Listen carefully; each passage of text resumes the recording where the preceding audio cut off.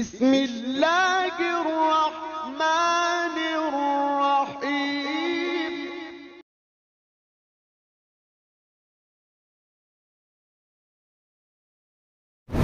کہ انہوں نے مجھے یہ اعزاز اور اکرام بخشا۔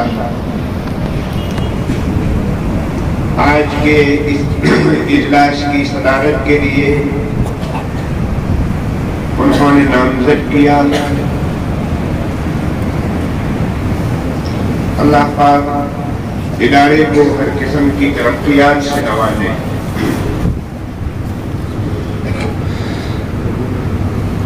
پروگرام میں شرکت کر کے میں خوشی محسوس کر رہا ہوں۔ روحانی اور نورانی ماحول ہے۔ اساتذہ کی تعلیم و تربیت کا اثر پروگرام سے مترشح ہو رہا ہے۔ پروگرام میں شرکت کرنے والے جمیع طلباء کو بھی میں مبارکباد پیش کرتا ہوں۔ ہر نوع کا پروگرام تھا، اردو کے ساتھ انگلش تقریر بھی تھی، اور پھر جو آخری کڑی تھی اس میں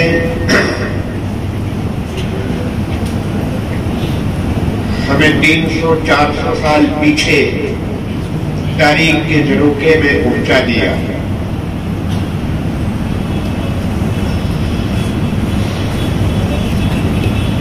آج ہمارے ملک عزیز پیارے وطن کی 75ویں آزادی کی سالگرہ ہے۔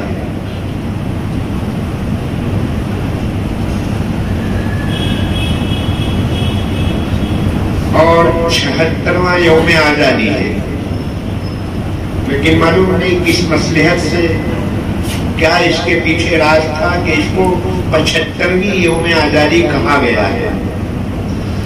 حساب کو دیکھا جائے تو یہ 76ویں بنتی ہے۔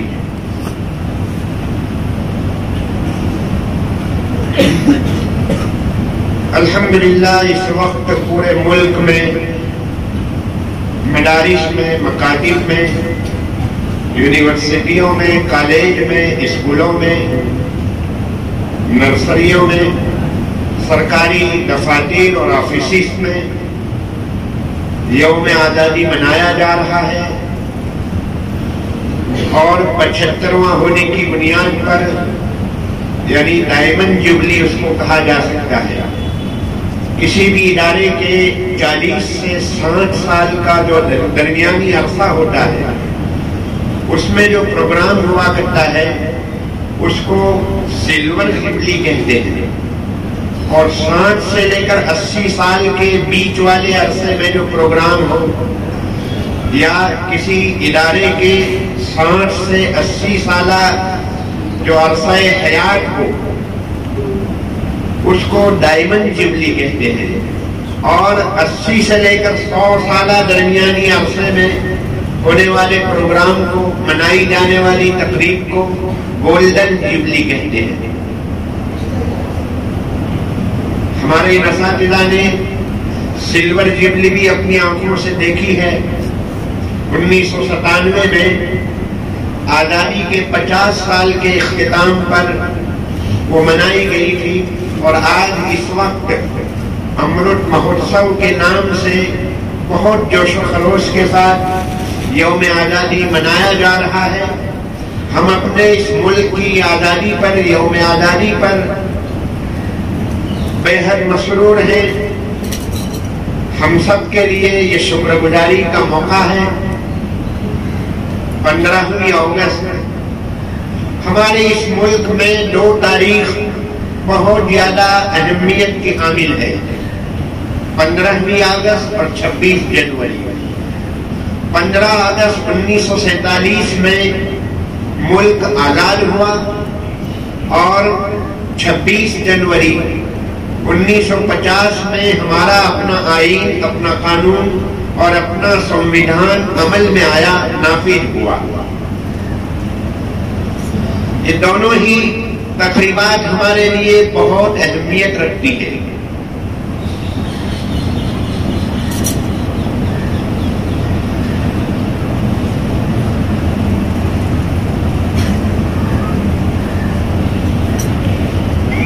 دوسروں کے لیے، دنیا کی ہمارے ملک کی دوسری قوموں کے لیے یوم آزادی فقط ایک سیاسی تقریب ہے، ایک ملکی اتسو ہے۔ ہمارے لیے سیاسی اور ملکی ہونے کے ساتھ ساتھ یہ ہمارا دینی فریضہ بھی ہے، ہمارا مذہبی فریضہ ہے۔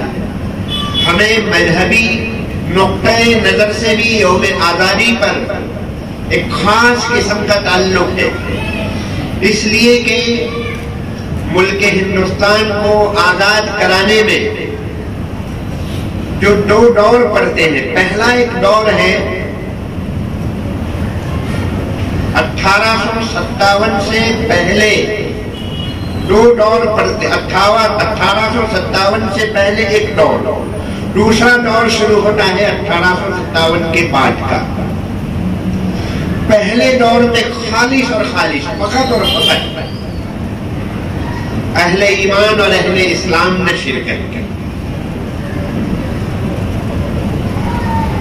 میسور میں ٹیپو سلطان رحمت اللہ علیہ تھے، بنگال میں سراج الدین دولہ، نواب سراج الدین دولہ رحمت اللہ علیہ، ان دونوں حضرات نے پہلے پہل 1857 سے پہلے محسوس کر لیا تھا کہ ہمارا ملک غلاموں کی زنجیر میں جکڑنے جا رہا ہے، ہماری آزادی چھیننے جا رہی ہے۔ انہوں نے بہت پہلے محسوس کر لیا اور انہوں نے ملک کی سلامتی کے لیے اسی وقت سے جد و جہد شروع کر دی تھی۔ لیکن تلک الایام نداولها بین الناس، اللہ کی حکمتیں اور مصلحتیں ہوا کرتی ہیں۔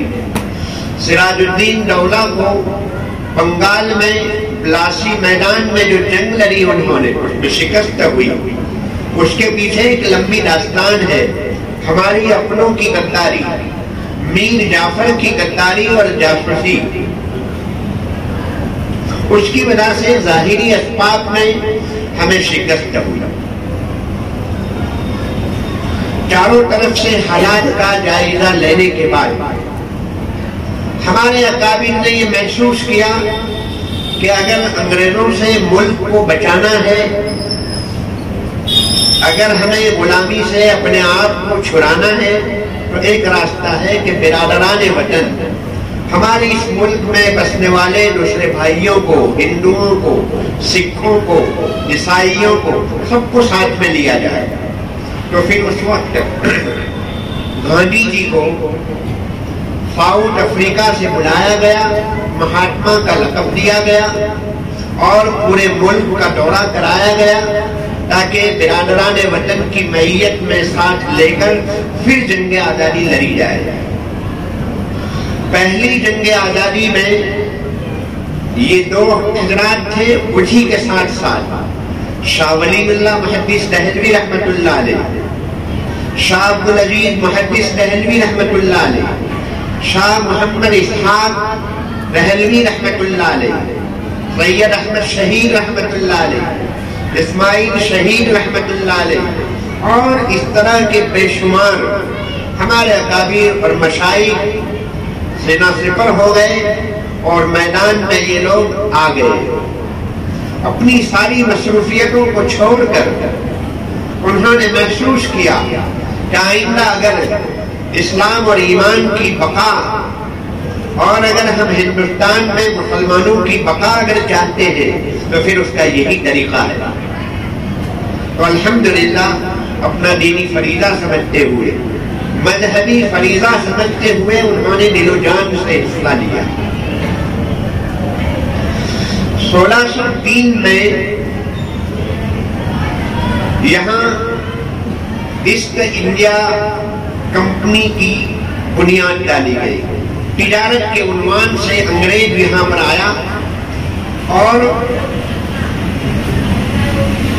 1813 میں سورت میں سب سے پہلی کوٹھی ڈالی گئی، اس کے بعد کلکتہ میں ڈالی گئی، پھر بعد میں دوسرے شہروں میں کوٹھیاں ڈالی گئی۔ ہمارے حضرات اساتذہ کو اور انتظامیہ کو یقیناً ضرور معلوم ہوگا کہ وہ کوٹھی کس مقام کے اوپر ڈالی گئی ہے۔ ہمیں اپنے علاقے کے مجاہدین آزادی کی تاریخ، ان کے نام، اتے پتے معلوم ہونے چاہیے۔ فقط مشہور مجاہدین جو آزادی ہے اسی پر اکتفا نہ کیا جائے۔ ہمارے علاقے میں کون کون مجاہدین آزادی تھے؟ فقط تحریک جنگ آزادی میں شرکت کر لینا کافی نہیں، اس کا ثبوت بھی ضروری ہے، وجود کافی نہیں۔ اب یہ زمانہ وہ نہیں رہا ہے کہ ہم خالصۃ للہ شرکت کریں اور اپنے نام کو چھپائیں، نہیں۔ اب آج کا زمانہ، آج کا تقاضا یہ ہے کہ ہمیں اس کا ثبوت بھی فراہم کرنا ہوگا۔ دوسرا جب دور آیا 1613 میں یہاں پر بنیاد ڈالی گئی کوٹھی کی، پھر بعد میں 1800 کے اوپر والا جو پہلا عشرہ تھا اس میں جزوی طور پر انگریز کی حکومت یہاں پر علاقوں میں، کچھ علاقوں میں قائم ہوئی، اور 1857 میں شاملی کے میدان میں ہمارے اکابر اور ہمارے مشائخ، ہمارے علماء دیوبند نے بدن سے نفیس شرکت کی، جس میں سر فہرست بانی دارالعلوم دیوبند حضرت مولانا قاسم نانوتوی رحمۃ اللہ علیہ، آپ کے ساتھ آپ کے رفقا میں حضرت گنگوہی علیہ رحمہ، اور آپ کے پیر و مرشد حاجی امداد اللہ صاحب رحمۃ اللہ علیہ قائد تھے۔ آپ ہی کی قیادت میں آپ کے تلامذہ اٹھ کھڑے ہوئے۔ اسی کے ساتھ پھر بعد میں حضرت شیخ الہند علیہ الرحمہ، پھر حضرت مدنی علیہ الرحمہ، مولانا حفظ الرحمن سہاروی رحمۃ اللہ علیہ، اور اس طرح کے ہمارے اکابر علماء اس جنگ کے دوسرے دور میں اٹھ کھڑے ہوئے۔ اور اس وقت پھر بعد میں دوسرے ہمارے برادران وطن، ان کا بھی حصہ ہے۔ جنگ آزادی میں ہندوؤں نے بھی شرکت کی، سکھوں نے بھی حصہ لیا، عیسائیوں نے بھی اس وقت حصہ لیا، کئی لوگ اس وقت شامل تھے۔ لیکن سب سے زیادہ بڑھ چڑھ کر جو جان کی بازی لگائی ہے ہمارے اکابر نے لگائی۔ میرے عزیز طلبہ، یہ آزادی ہمیں کوئی سونے کے ترش میں اور پلیٹ میں رکھ کر نہیں دی گئی ہے، یہ کوئی اچانک آزادی نہیں ملی ہے۔ آج کی رات میں 12 بجے یعنی 1947 میں رات کو 12 بجے کے بعد ہمیں آزادی کا یہ جو پارسل ملا ہے، اس کے پیچھے جان مال کی قربانی، آبرو عزت کی قربانی، گھر بار کی قربانی، اور فقط ایک 10 سالہ عرصہ ایسا تھا 1854 سے لے کر 1864 تک کا عرصہ، جی 3 سال کا عرصہ، 1864 سے لے کر 1867 تک کا عرصہ، اس میں 14,000 علماء نے 14,000 علماء اس وقت شہید ہوئے۔ مجموعی تعداد جنگ آزادی میں شہید ہونے والوں کی 2 لاکھ مسلمان شہید ہوئے، 51,000 علماء اور علماء نما شہید ہوئے۔ تو یہ جنگ آزادی یوں ہی نہیں ملی ہے، اس کے پیچھے کئی آندیاں، کئی طوفان، کئی تاریک راتیں، خون پسینہ، مالٹا کی قیدیں، اور سہارنپور میں حضرت گنگوہی علیہ الرحمہ کو قید کیا گیا، مالٹا میں حضرت مدنی علیہ الرحمہ، شیخ الہند علیہ الرحمہ اور آپ کے رفقا کو وہاں پر قید کیا گیا۔ حضرت مولانا قاسم نانوتوی رحمۃ اللہ علیہ کے نام کا وارنٹ نکلا، لیکن آپ روپوش رہے، گرفتار نہیں ہوئے۔ لیکن ہمارے کئی علماء، انہوں نے سلاخوں کے پیچھے اپنی زندگیاں گزاری۔ مولانا عنایت احمد کابوری رحمت اللہ علیہ، جن کی ہم علم السیغہ پڑھتے ہیں، یہ مالٹا کی قید میں وہاں پر آپ نے کتاب تالیف فرمائی۔ میرے بھائیوں، میرے عزیزوں، یہ جو گفتگو اور یہ جو داستان آزادی سنائی جا رہی ہے، یہ پیرم سلطان بوڈ والا معاملہ نہیں ہے کہ ہمارے باپ ایسے تھے، دادا ایسے تھے، اسلاف ایسے تھے. یہ وہ معاملہ نہیں ہے. اصل میں 15 اگست پر ہمارا فریضہ بنتا ہے کہ ہم ہمارے ان اکابر کو یاد کریں، مجاہدین آزادی کو یاد کریں، ان کی قربانیوں کو یاد کریں، ان کے ناموں کو یاد کریں، ان کی شخصیتوں کو اور ان کی قربانیوں کو یاد کرنا چاہیے. ہم شکوہ شکایت کرتے ہیں کہ جنگ آزادی کے مجاہدین سے فہرست سے ہمارے ناموں کو مٹا دیا. ان کا وہی فریضہ تھا، لیکن سب سے بڑی غلطی ہماری ہوئی ہے، ہم نے بھی بلا دیا. غیروں نے اپنے مجاہدین آزادی کے نام سے اپنی اسکولیں، اپنے ادارے، اپنی سنستھائیں قائم کی. وہ ناموں کو زندہ کرنے میں لگے ہوئے ہیں. ہمیں بھی اپنے مجاہدین آزادی کو بھولنا نہ چاہیے. جو اپنی ماضی کو بھول جاتا ہے اس کی ترقی رک جاتی ہے. ماضی کو یاد کرنا چاہیے، اس سے سبق حاصل کرنا چاہیے. آزادی اسلام میں، اسلام آزادی کا، حریت کا سب سے بڑا علم بردار ہے. سیدنا حضرت موسیٰ علیہ السلام نے اپنی قوم کو فرعون سے اور فرعونیوں سے چھڑانے کے لیے، غلامی سے آزاد کرانے کے لیے بنفس نفیس آپ نے جنگ کی، فرعون کا مقابلہ کیا. حریت اور آزادی، عربی قوم پڑھنے والے طلباء کو معلوم ہوگا کہ جدہن جد، حزلہن حزل. 3 چیزیں ایسی ہے کہ اگر مزاحن بھی کہی جائے تو وہ حقیقت بن جاتی ہے، واقع ہو جاتی ہے. اس میں ایک غلام کو آزاد کرنا، اعطا کے اعطا کے عبد، غلام کو آزاد کرنا. اگر کسی نے مزاحن کہا کہ میں نے غلام کو آزاد کر دیا تو آزاد ہو جائے گا. نکاح، طلاق اور عید و اعتاق، یہ 3 چیزیں ایسی ہیں کہ وہ مزاحن بھی واقع ہو جاتی ہے. اسلام میں حریت کا کیا مقام ہے، اس کی کتنی قدر و قیمت ہے. اسلام یہ چاہتا ہے کہ غلامی کو خاتمہ کیا جائے. چھوٹے چھوٹے بہانے پر کفارات واجب کیے، کفارہ زہار، کفارہ قتل، کفارہ صیام، اس طرح کے کفارے واجب کر کے اس میں غلاموں کو آزاد کرنے کی ترغیب دلائی. تو اسلام آزادی کا علم بردار ہے. پہلے دن سے ہم جو پیدا ہوئے ہیں آزاد پیدا ہوئے ہیں. اسلام یہی چاہتا ہے کہ آزادی یہ انسان کا بنیادی حق ہے. پھر خاص طور پر ہمارے ہندوستان کی ایک عظمت ہے، ایک مقام ہے. ہندوستان کی عظمت اور اہمیت کے لیے ایک چیز کافی ہے کہ ہماری اس سرزمین کے اوپر غیر منقسم ہندوستان، جس میں سری لنکا پہلے شامل تھا. سری لنکا اسی کا حصہ تھا، جس کو پہلے سیلون کہتے تھے، اب نئے ناموں نے اس کو سری لنکا کہتے ہیں. جس کو قرآنی کتابوں میں سرندیپ کے نام سے اس کا تذکرہ ملتا ہے. وہاں حضرت آدم علیہ السلام جنت سے اتارے گئے. روایات میں ضعف ہے، لیکن پھر بھی یہ چیز معروف اور مشہور ہے علماء کے وہاں. علماء کی تقریروں میں یہ چیزیں بار بار ملتی ہے. حضرت حوا کا نزول جدہ میں ہوا اور سیدنا حضرت آدم علیہ السلام کا نزول سری لنکا میں ہوا.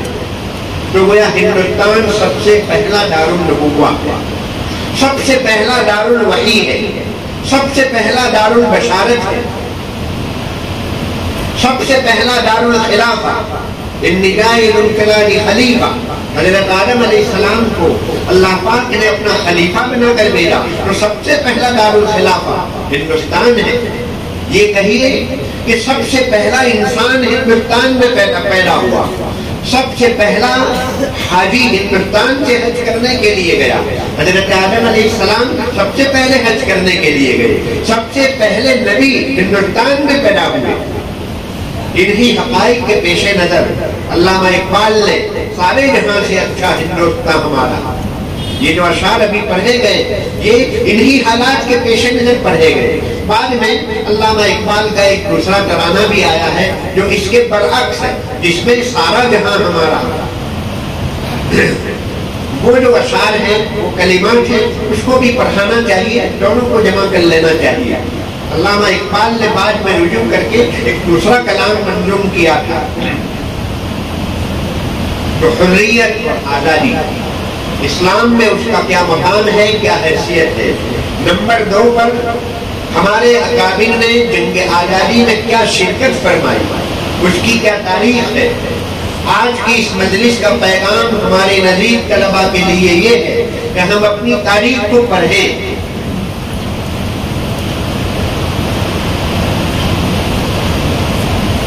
ہند میں علماء کا شاندار ماضی، سید محمد میاں رحمت اللہ علیہ کی کتاب ہے۔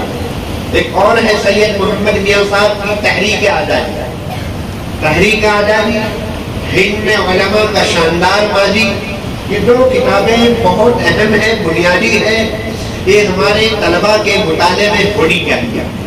بلکہ میری عزیزانہ درخواست رہے گی کہ 15 اگست اور 26 جنوری آنے سے 1 مہینہ پہلے ہر جمعرات کو یا ہر سنیچر کو یا ہفتے میں 1 دن کے لیے جنگ آزادی کے اوپر کلام ہونا چاہیے، اس کے اوپر کچھ دروس آنے چاہیے۔ یہ 1 دن کی بات نہیں ہے، 1 مہینے تک پورا ماحول یہ بنے گا تو پھر یہ ہماری تاریخ زندہ رہے گی۔ جنہوں نے اپنا ماضی سے رشتہ توڑ دیا وہ قومیں مٹ گئی دنیا سے، صفحۂ ہستی سے ان کا وجود ختم ہو گیا۔ ماضی سے ہمیں اپنا تعلق رکھنا پڑے گا۔ ہم کن کی نسل ہے، ہمارے اکابر نے کیا کیا قربانیاں دی ہے۔ تھامسن کہتا تھا، ایک انگریز تھامسن کو یہ کہتا تھا کہ میرے پیدا کرنے والے کی قسم 51,000 علماء میں سے کسی نے بھی اپنی گردن نہیں جھکائی۔ ان کو رجوع کرنے کے لیے کہا گیا، کہا کہ اتنا کہہ دو ہم آپ کو چھوڑ دیں گے، وہ کہتا ہے کسی نے اپنی گردن نہیں جھکائی۔ بڑی جانفشانی، بڑی وفاداری کے ساتھ، بہت زیادہ مخلصانہ انداز میں انہوں نے اپنی قربانیاں دی ہیں۔ میرے بھائیوں، میرے عزیز طلباء، انگریز کو اس ملک سے ہٹانا اور بھگانا کوئی آسان کام نہیں تھا۔ ایک انگریز یہ کہتا تھا اگر آسمان بھی ہم پر گرانا چاہے تو ہم اس کو نہیں گرنے دیں گے اپنے اوپر۔ لیکن اس قوم کو جو تن کے اجلے تھے، سفید تھے، من کے کالے تھے، ایسی قوم جن کا سورج غروب نہیں ہوتا تھا، جہاں جا کے آپ ملکوں میں آگے بڑھتے چلے جائیے، ادھر سے آپ مشرق سے آئیے، آسٹریلیا سے اپنا سفر شروع کیجیے، پھر ایشیا، پھر بعد میں افریقہ، اور پھر بعد میں یوروپ، بعد میں امریکہ، امریکہ کے بعد میں وجود آیا۔ ان ملکوں کے اندر ان کی کالونیاں بنی ہوئی تھی، ان کی حکومتیں تھیں، جگہ جگہ انہوں نے اپنی حکومتیں قائم کی تھی۔ ان کا سورج غروب نہیں ہوتا تھا، ایک ملک میں سورج غروب ہوا اور سورج دوسرے ملک میں آگے جا کر بڑھا، وہاں بھی ان کی حکومت، وہاں غروب ہوا، سورج آگے بڑھا، وہاں بھی ان کی حکومت ہوتی تھی۔ بڑی شاطر اور مکار قوم تھی، ان کو شکست دینا اتنا آسان نہیں تھا۔ لیکن ہمارے ان نہتے علماء و مشائخ نے بے سر و سامانی کے عالم میں انہوں نے کیا ان کا اخلاص تھا، کیا وفاداری تھی، کیسی روحانی طاقتیں تھی۔ الحمدللہ 90 سال کے مختصر عرصے میں انہوں نے ان کو در بدر کر دیا۔ 1857 میں ان کی ہندوستان کے اوپر حکومت قائم ہوئی اور لال قلعے پر لہرانے والا جو ہمارا ہلالی پرچم تھا اس کو اتار کر انہوں نے یونین جیک وہاں پر لگایا۔ یہ یونین جیک 90 سال تک وہاں پر رہا۔ پھر الحمدللہ 1947 میں سب سے پہلے لال قلعے کے اوپر ہمارے سب سے پہلے وزیر اعظم جواہر لال نہرو کے ہاتھوں ہمارا یہ ترنگا وہاں پر لہرایا گیا۔ آج اس کو 75 سال ختم ہو رہے ہیں۔ میرے بھائیوں، یہ آج آج کا ایک سبق تو میں نے اپنے طلباء کو خاص طور پر میری عاجزانہ درخواست ہے کہ آپ چھٹی کے اوقات میں، خارج اوقات میں اپنی تاریخ کو پڑھیں۔ مجھے امید ہے کہ کوئی تاریخ کی کتابیں برائے مطالعہ بھی الگ الگ درجوں میں ہوگی، اگر نہیں ہے تو برائے مطالعہ کے نام سے ایسی کچھ کتابیں داخل نصاب ہونی چاہیے، چاہے اس کو درسن سبقن نہ پڑھایا جائے، لیکن دائرانہ تاریخ کے اوپر ایک نظر ہمارے طلباء کی ہو جانی چاہیے۔ کئی کتابیں ہیں تحریک آزادی کے نام سے، حضرت مولانا ابوالکلام آزاد رحمۃ اللہ علیہ جو سب سے پہلے 1947 میں ہماری حکومت بننے کے بعد سب سے پہلے وزیر تعلیم مولانا ابوالکلام آزاد رحمۃ اللہ علیہ، کیا کیا قربانیاں وجود میں آئی، ایک لمبی داستان ہے۔ ناموں کی فہرست کو جمع کیا جائے تو سینکڑوں سے متجاوز علماء کے نام ملیں گے آپ کو، جنہوں نے بہت بڑھ چڑھ کر حصہ لیا ہے۔ میرے بھائیوں، آزادی کا ہمیں مل چکی۔ حضرت مولانا علی میاں صاحب رحمۃ اللہ علیہ فرمایا کرتے تھے کہ ہم نے ہندوستان کی زمین کو آزاد کرا لیا، لیکن ہمارا ضمیر، ہمارا دل ابھی بھی غلام ہے، دل ابھی بھی غلام ہے۔ وہ ہمیں جو ذہنیت دے کر گئے ہیں، آپس میں منافرت کے بیج ڈال کر گئے ہیں، آپس میں عداوت، بغض، نفرت اور لڑائی جو ڈال کر گئے ہیں، ان کا تو نعرہ ہی تھا، کیا نعرہ تھا ان کا؟ تقسیم کرو، لڑاؤ، آپس میں پھوٹ ڈالو، ڈیوائڈ اینڈ رول، ان کا عقیدہ تھا۔ ہر جگہ انہوں نے یہی کیا ہے، ڈیوائڈ اینڈ رول کے اوپر عمل کیا، اور وہ جو انہوں نے ڈیوائڈ اور رول کا جو انہوں نے جو عنصر دیا تھا، آج بھی ابھی تک وہ باقی ہے۔ ان کا جو فریضہ ہے وہ اہل سیاست جانے، ہمارا پیغام محبت ہے، جہاں تک پہنچے ہمیں محبت کے دیپ جلانا ہے، لگا سکو تو باغ لگانا، آگ لگانا مت سیکھو، جلا سکو تو دیپ جلانا، دل جلانا مت سیکھو۔ ہم تو رحمت عالم کی امت ہے، ہمارا تو یہی فریضہ رہے گا، کوئی کچھ بھی کرے لیکن ہمارا یہ فریضہ ہوگا، اس لیے کہ جس برتن میں جو چیز ہوتی ہے وہ ٹپکتی ہے، باہر آتی ہے۔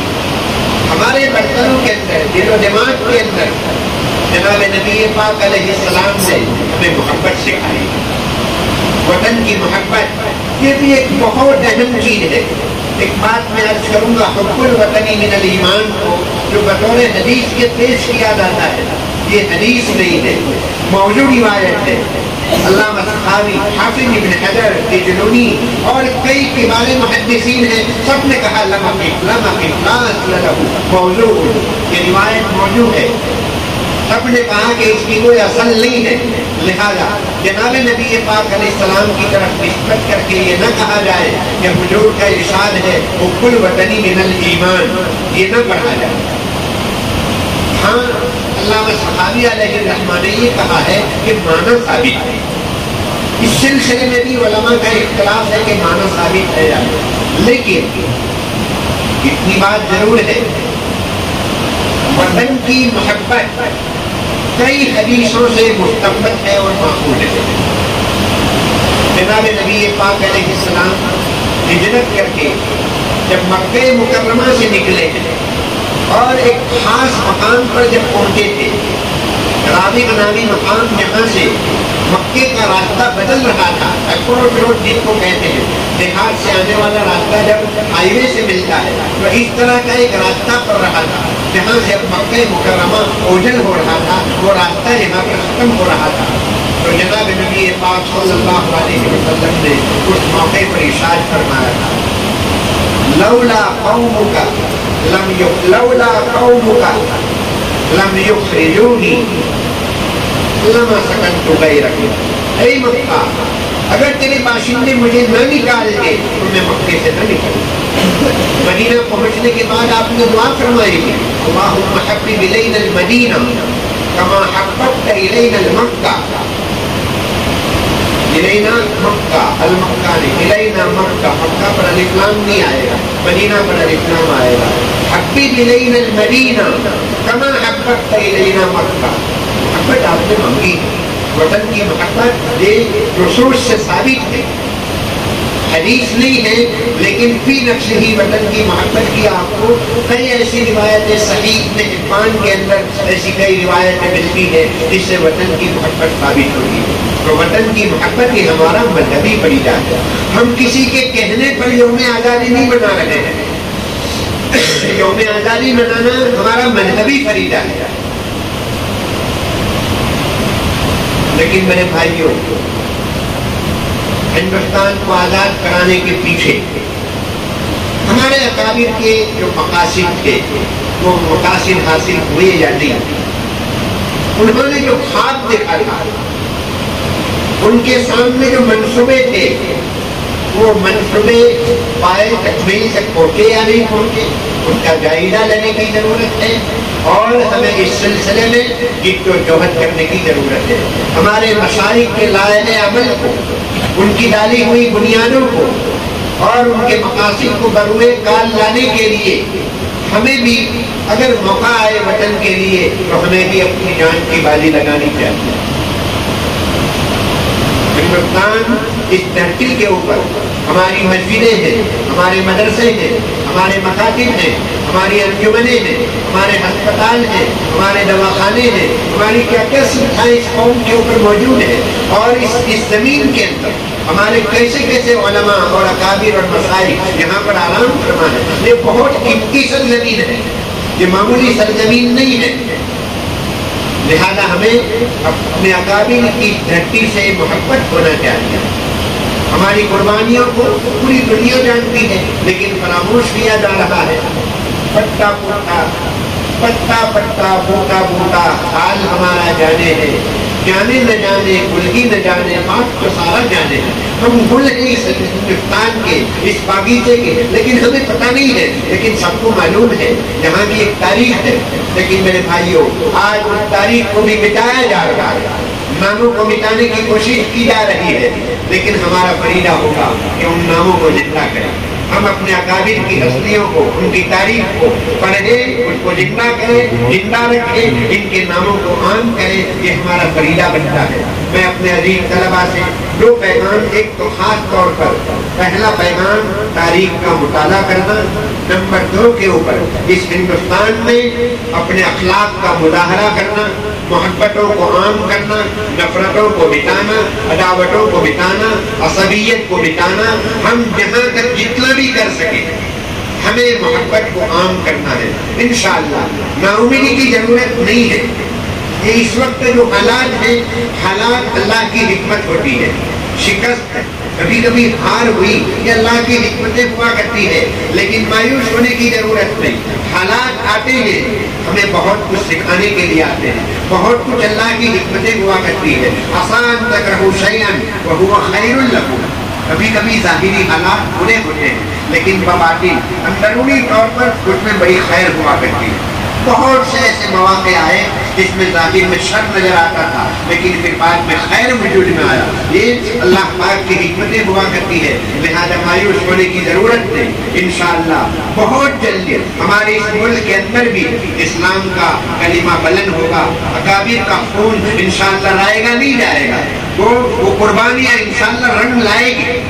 اللہ کی ذات سے ہمیں پوری امید ہے، لہذا مایوس ہونے کی ضرورت نہیں ہے. بس یہی بات ہے، اللہ سے ہمیں دعائیں کرنی ہیں، اکابر کے ناموں کو، ان کی تاریخ کو پڑھنا ہے، زندہ کرنا ہے اور ہمیں اپنے اخلاق کو عام کرنا ہے. اخلاق یہی اس وقت چیز ہے، اخلاق کے ذریعے جیتا کرتے ہیں. علامہ اقبال نے اخلاق کو فاتح عالم قرار دیا ہے. دنیا کو فتح کرنے کے لیے اگر کوئی ہتھیار ہے تو محبت ہے. میٹھے بول میں جادو ہے. میٹھے بول سیکھو، زبان کے بول کو میٹھا بناؤ. کوئی بسوں میں، ٹرینوں میں ادھر ادھر کہیں سفر کرتے ہوئے کوئی مل جائے، کوئی مسئلہ پیش آئے تو وہاں پر بہت ہی محبت کے ساتھ انشاءاللہ تھوڑی دیر میں وہ گرمیدہ ہو جائے گا. کئی واقعات ہیں آج بھی الحمدللہ ہماری ملک کی اکثریت ان کے دلوں میں انسانیت ہے. ایسا نہیں ہے، انسانیت ہے، ابھی بھی ہے الحمدللہ. चंद फीसद तो हर जगह पर चीजें हुआ करती है। हमें इन चीजों को अक्सरियत को सामने रखना है, मायूस होने की जरूरत नहीं है। अखलाक को हमें आम करना है, अखलाक से जीता करते हैं, अखलाक से मारा करते हैं। एक अंग्रेजी में एक दो चार जुमले हैं इसी नौइयत के, जिसमें कहा गया है कि wealth is lost, nothing is lost. अगर तुम्हारा माल दौलत, अगर तुम्हारी पूंजी और सरमाया अगर लुट गया है तो कुछ नहीं हुआ, कुछ नहीं गया है, फिक्र करने की जरूरत नहीं है। और health is lost, something is lost. अगर तुम्हारी सेहत गई है, तुम बीमार हो तो थोड़ा नुकसान हुआ है। और character is lost, everything is lost. अगर तुम्हारे अखलाक, तुम्हारे कैरेक्टर, तुम्हारी तहजीब अगर ये चली गई है तो समझो कि तुम बर्बाद हो गए। एक बस के पीछे लिखा था दिल बनाए फरोख्त, दिल बनाना, ये वहां पर तस्वीर बनी थी और नीचे लिखा था दिल बनाए फरोख्त। और फिर सामने लिखा था कीमत एक मीठा बोल। दिल बनाए फरोख्त, कीमत एक मीठा बोल। मीठे बोल के जरिए कोई आपको तिरछी निगाहों से देखेगा, आप रेलवे के ऊपर हैं, कोई आपको तिरछी निगाहों से देख रहा है, हकीर नजरों से आपको देख रहा है, लेकिन आपने देखा कि ट्रेन के ऊपर, रेलवे के ऊपर, प्लेटफॉर्म के ऊपर एक नल खुला है, पानी वो तेज जा रहा है, दाएं हो रहा है। कोई गुजरने वाला गुजर जाए, लेकिन अहले ईमान को वहां से गुजरना नहीं चाहिए। पहले उस नल को हम बंद करेंगे। ये नल को बंद करना, पानी को दाए होने से बचाना हमारा अखलाकी फरीदा भी है, हमारा मुल्की फरीदा भी है। ये मुल्क का नुकसान है, हम मुल्क के नुकसान को बर्दाश्त नहीं करेंगे। और हमारा मजहबी फरीदा भी है, अल्लाह की नेमत है पानी। अगर ये चीजें वजूद में आएगी तो इंशाअल्लाह ये कौमें मजबूर हो जाएगी। अखलाक को देखकर, आपके अंदरूनी अक़दार को देखकर इंशाअल्लाह ये कौमें मजबूर हो जाएगी। मायूसी की जरूरत नहीं है, हालात कैसे ही क्यों ना हो, सख्त अंधेरी हो तो इंशाअल्लाह सुबह होने वाली है। गिलास में पानी आधा भरा हुआ है, आज लोग ये देखते हैं कि आधा गिलास खाली है। आप ये देखो कि आधा गिलास भरा हुआ है, खाली है उसको मत देखो, आधा गिलास भरा हुआ है। अभी भी अल्हम्दुलिल्लाह कई ऐसे तजर्बात हुए, थोड़ी सी बात की गई, थोड़ा अल्लाह का नाम पैगाम पहुंचाया। मैं यहाँ पर एक मरतबा मेरा हाथ टूटा हुआ था, राजीव राव चौधरी के वहाँ पर मेरा इलाज चल रहा था। आखिरी मुलाकात पर मैंने डॉक्टर साहब से कहा कि डॉक्टर साहब मुझे कोई हिदायत, कोई ऐसी चीज सूचनाएं कि मुझे अपने हाथ की हिफाजत के लिए क्या करना चाहिए। उन्होंने कहा कि कुछ नहीं है, आपका हाथ बराबर हो चुका है, अब आप जा सकते हैं। मैंने कहा डॉक्टर साहब मैं आपकी जगह पर होता तो मैं अपने पेशेंट से यूं कहता कि ये हाथ से किसी को तकलीफ न पहुंचाना। कहा कि बिल्कुल बराबर। मैंने कहा डॉक्टर साहब मैं आपकी जगह पर होता तो उनसे ये कहता कि इस हाथ के जरिए माँ बाप को पानी पिलाना।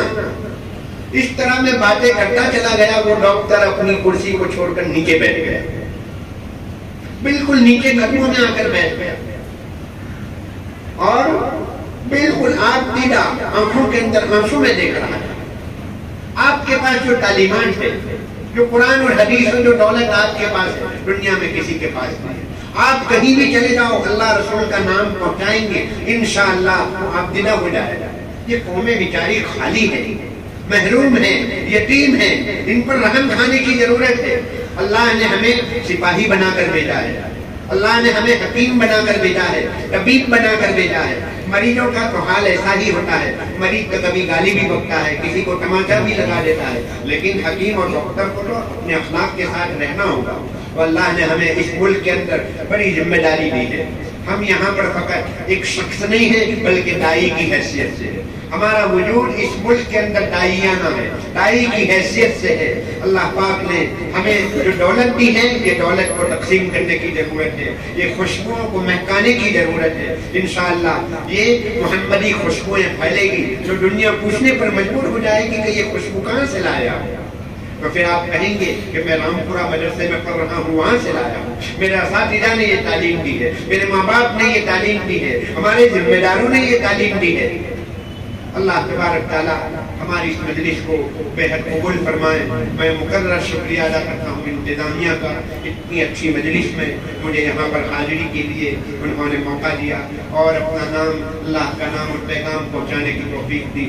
میں طلباء کے چہروں مکھڑوں کو دیکھ کر بےحد مسرت محسوس کر رہا ہوں. انہی میں انشاءاللہ کل کوئی شاہ ولی اللہ پیدا ہوگا، کل کوئی حضرت منی ہوگا، کل کوئی حکیم الامت ہو سکتا ہے انشاءاللہ. اللہ پاک ان طلبہ عزیز سے اپنے علاقوں کے اندر اللہ پاک بے حد اپنا نام اور پیغام پہنچانے کے لیے اللہ پاک قبول فرمائیں. میں انہی کلمات کے اوپر اپنی گفتگو کو ختم کرتا ہوں. وآخر دعوانا الحمدللہ رب العالمین.